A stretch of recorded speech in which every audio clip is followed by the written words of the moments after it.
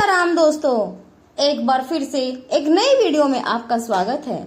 आइए जानते हैं ओंकारेश्वर में चने की दाल चढ़ाने से क्या फल मिलता है और क्या महत्व है वहां पर चने की दाल चढ़ाने का। एक बार भगवान श्री कृष्ण से सत्यभामा ने पूछा, हे प्रभु, संसार में हर मनुष्य किसी न किसी प्रकार के ऋण से परेशान है। कोई धन के ऋण से, कोई कर्मों के ऋण से, कोई पितरों के ऋण से और कोई अपने ही भाग्य के बोझ से टूट जाता है। क्या सचमुच पृथ्वी पर कोई ऐसा स्थान है जहाँ स्वयं भगवान शिव मनुष्य को इन सभी ऋणों से मुक्त कर देते हैं। तब भगवान श्री कृष्ण कहते हैं कि हे देवी, तुम्हारा प्रश्न अत्यंत दुर्लभ है। इसका उत्तर केवल एक तीर्थ का वर्णन नहीं बल्कि महाभारत के उस रहस्य से जुड़ा है जिसे बहुत कम लोग जानते हैं। यह कथा उस समय की है जब पांचों पांडव अपने जीवन के सबसे कठिन समय से गुजर रहे थे। उनका राज्य छिन चुका था, सम्मान मिट्टी में मिल गया था, द्रौपदी का अपमान हो चुका था और भविष्य पूर्णतः अंधकार में दिखाई दे रहा था। तब सत्यभामा ने पूछा, हे प्रभु, क्या यह वही समय था जब पांडव वनवास और अज्ञातवास में भटक रहे थे? तब श्री कृष्ण बोले, हाँ देवी, 12 वर्षों का वनवास लगभग समाप्त हो चुका था और अब अज्ञातवास का कठिन समय सामने था। उस समय केवल शरीर ही नहीं, उनका मन भी घायल था। वे जहां भी जाते उन्हें लगता मानो उनके सिर पर कोई अदृश्य बोझ रखा हुआ है। एक रात घने वन में पांचों भाई अग्नि के चारों ओर बैठे थे। चारों ओर गहरा सन्नाटा था, केवल झिंगुरों की आवाज सुनाई दे रही थी। तभी युधिष्ठिर ने गंभीर स्वर में कहा, भाइयों, मुझे लगता है केवल राज्य खोने का दुख ही हमें नहीं खा रहा। हमारे ऊपर ऐसे ऋण हैं जिन्हें हम पहचान भी नहीं पा रहे। भीम ने आश्चर्य से पूछा, भैया, हमने तो किसी से धन नहीं लिया, फिर कौन सा ऋण है? युधिष्ठिर ने लंबी सांस ली और बोले, धन का ऋण सबसे छोटा होता है। मनुष्य जन्म लेते ही अनेक ऋणों से बन जाता है। माता पिता का ऋण, गुरु का ऋण, देवताओं का ऋण, ऋषियों का ऋण, समाज का ऋण और अपने कर्मों का ऋण। मुझे लगता है कि हमारा दुर्भाग्य केवल दुर्योधन के कारण नहीं बल्कि उन अदृश्य ऋणों के कारण भी है जो अभी तक हमारा पीछा नहीं छोड़ रहे। अर्जुन ने सुर झुका लिया। उन्हें भी अपने जीवन की अनेक घटनाएं याद आने लगी। वह नकुल और सहदेव मौन बैठे रहे। द्रौपदी की आंखों से आंसू बहने लगे। उसी समय वहां महर्षि व्यास प्रकट हुए। उनके तेज से पूरा वन प्रकाशित हो उठा। पांचों पांडव तुरंत उठकर उनके चरणों में झुक गए। महर्षि व्यास ने कहा, युधिष्ठिर, तुम्हारे मन में जो प्रश्न उठा है वही तुम्हें मुक्ति के मार्ग तक ले जाएगा। संसार का सबसे भारी बोझ धन का नहीं बल्कि कर्मों का ऋण होता है। जब तक मनुष्य उससे मुक्त नहीं होता तब तक सुख के द्वार नहीं आता। युधिष्ठिर ने हाथ जोड़कर पूछा, गुरुदेव, कृपा करके बताइए, हम उस ऋण से कैसे मुक्त हो सकते हैं? महर्षि व्यास ने उत्तर दिया, नर्मदा के पवित्र तट पर एक दिव्य स्थान है जहाँ भगवान शिव स्वयं ऋण मुक्तेश्वर रूप में विराजमान है। वह नर्मदा और कावेरी का पावन संगम होता है।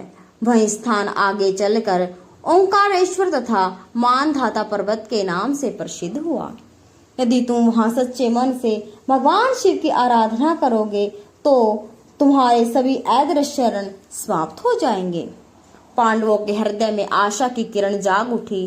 अगले ही दिन वे उस पवित्र स्थान की ओर चल पड़े। मार्ग अत्यंत कठिन था। ऊंचे पर्वत, घने जंगल, उफनती नदियां और हिंसक पशु हर कदम पर उनका मार्ग रोक रहे थे। कई दिनों तक वे बिना भोजन के चलते रहे। द्रौपदी के चरणों से रक्त बहने लगा, लेकिन उनके मुख पर शिकायत का एक शब्द भी नहीं था। कई दिनों की यात्रा के बाद एक सुबह उन्होंने दूर से नर्मदा की कलकल की ध्वनि सुनी। जैसे जैसे वे आगे बढ़े, वातावरण बदलने लगा। मंद मंद सुगंधित हवा बह रही थी। पक्षियों का मधुर सुनाई दे रहा था, जिसे देखकर सभी मंत्रमुग्ध रह गए। नर्मदा और कावेरी का दिव्य संगम सूर्य की किरणों में स्वर्ण के समान चमक रहा था। जल की लहरें मानो स्वयं शिव मंत्र का जाप कर रही थी। महर्षि व्यास ने कहा, यही वह स्थान है जहाँ अगिनत ऋषियों ने तप किया। यही वह भूमि है जहाँ स्वयं भगवान शिव अदृश्य रूप से निवास करते हैं। पांचों पांडवों ने संगम में स्नान किया। जैसे ही वे जल से बाहर आए, उन्हें ऐसा अनुभव हुआ मानो उनके मन का कुछ न कुछ बोझ हल्का हो गया है। किंतु व्यास जी बोले, यह तो केवल आरंभ है, वास्तविक परीक्षा अभी शेष है। रात्रि होने पर सभी ने ध्यान लगाया। तभी युधिष्ठिर को ध्यान अवस्था में एक अद्भुत दृश्य दिखाई दिया। उन्होंने देखा कि असंख्य काले धुएं जैसी आकृतियां उनके चारों ओर घूम रही थी। वे भयभीत होकर उठ बैठे। महर्षि व्यास ने कहा, डरो मत, यही तुम्हारे कर्मों के दंड है। इन्हें केवल भगवान शिव की कृपा ही समाप्त कर सकती है। अगली सुबह व्यास जी उन्हें एक प्राचीन शिवलिंग के पास ले गए। वह शिवलिंग अत्यंत दिव्य था। उसके चारों ओर अद्भुत प्रकाश फैल रहा था।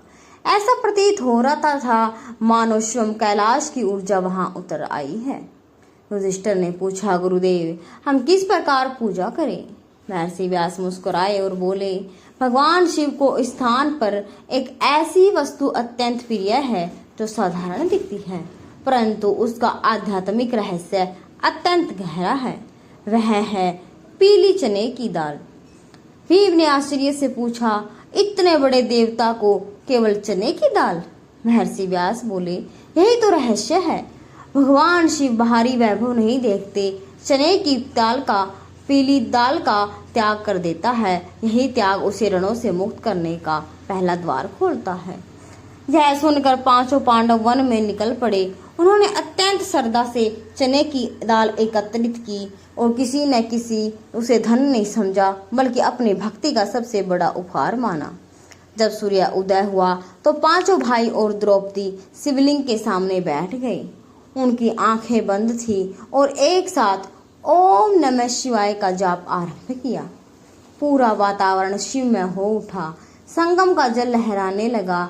वृक्षों की पत्तियां बिना हवा के हिलने लगी। आकाश में बादल घिर आए।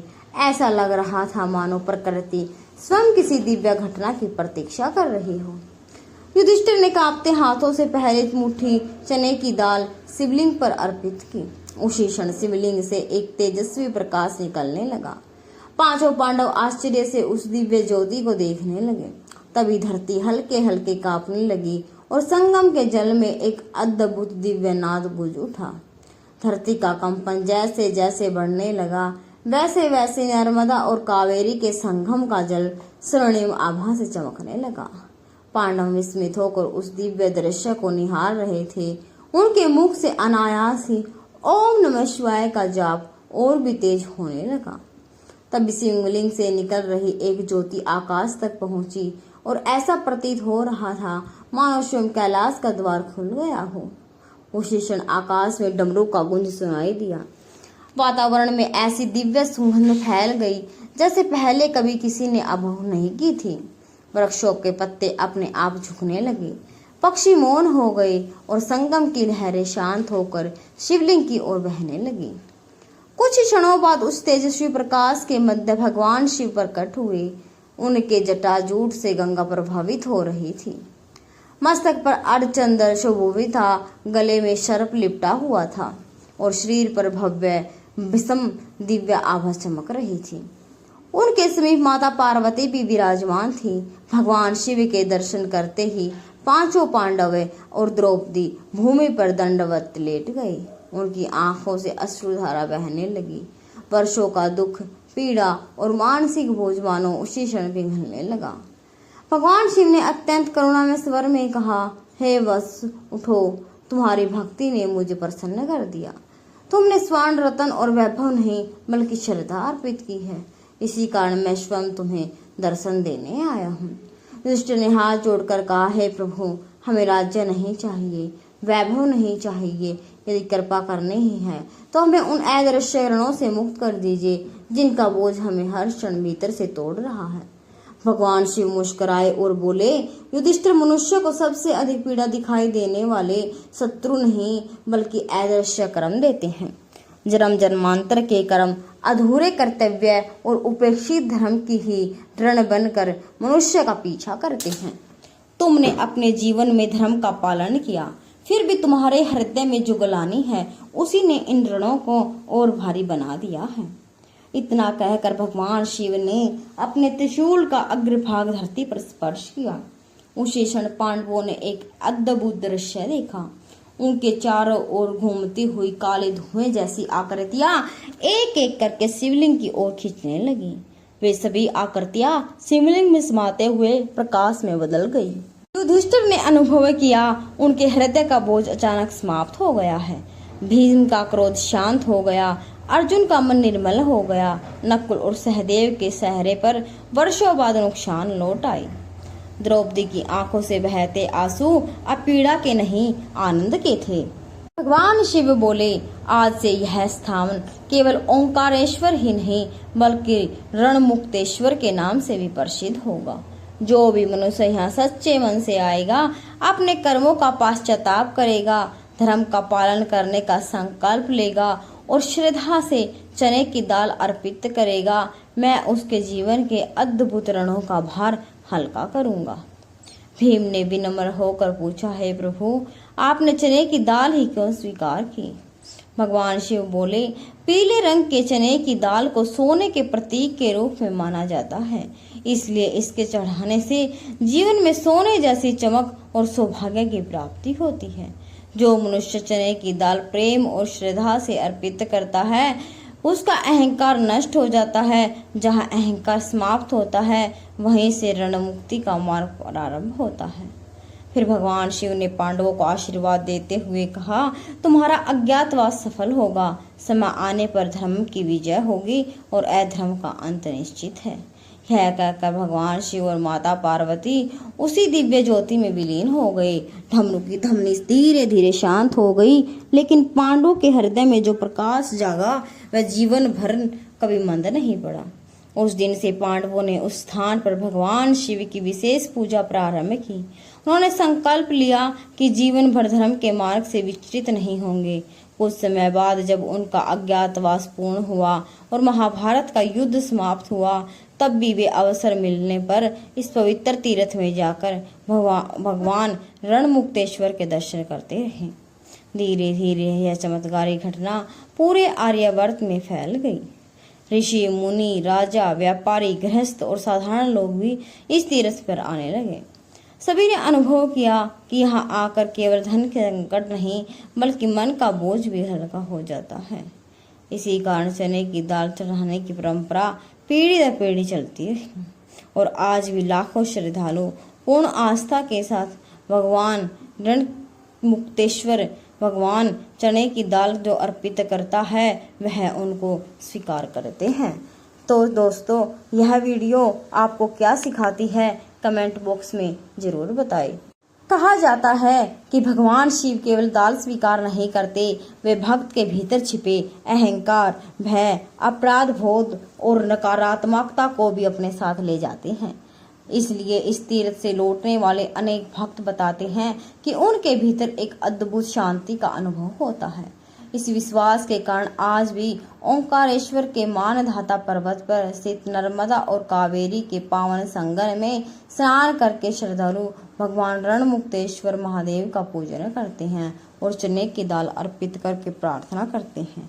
हे महादेव, यदि हमसे जाने अनजाने में कोई भूल हो, यदि हम किसी ऋण, किसी पाप, किसी अधूरे कर्तव्य या किसी मानसिक बोझ में दबे हों, तो हमें सही मार्ग दिखाइए और धर्म का पालन करने की शक्ति दीजिए। मानते हैं कि सच्चे मन से की गई ऐसी प्रार्थना कभी व्यर्थ नहीं जाती, क्योंकि भोलेनाथ अपने भक्तों के भाव देखते हैं, वैभव नहीं।